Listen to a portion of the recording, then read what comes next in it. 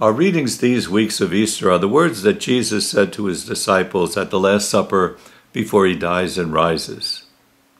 In a little while, the world will no longer see me, he says to them. He won't be present in the world as he was till then. Now we need to listen to him today.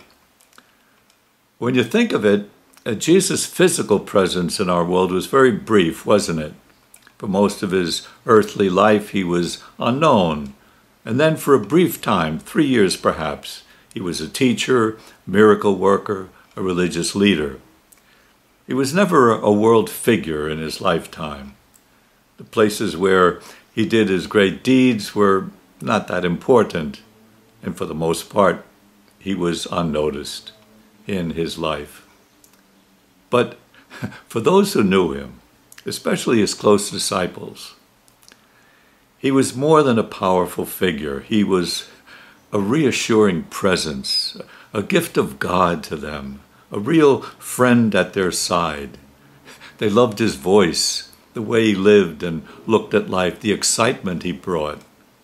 Now, he's going away, he tells them. He won't be with them as before. In a little while, the world will no longer see me, he says. And his disciples found that very hard to take. But I will not leave you orphans, Jesus says. There'll never be orphans. The Spirit of truth will be with you. The Father will love you. And in a new way, I will be with you and reveal myself to you. You'll not be orphans. There's something more coming. I wonder if a lot of us feel like orphans today in a world that's radically changed by this powerful virus that affects everybody.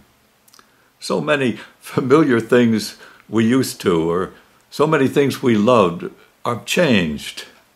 Even the familiar ways we relate to God have changed.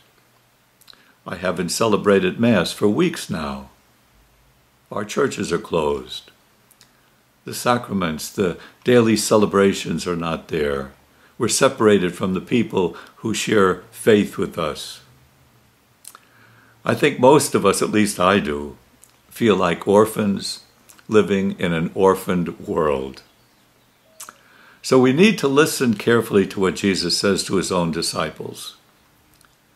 That reassuring presence he brought them was going to be taken away, he says.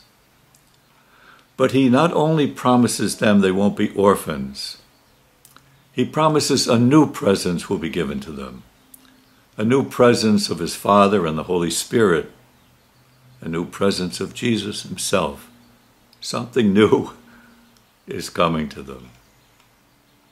And should we hear that too? Is God promising something new in all of this? They couldn't imagine what that could be. Neither can we. But Easter time always brings the promise of new life and not death. We're not orphans. Our world is not an orphaned world. We don't know what, but something new is coming.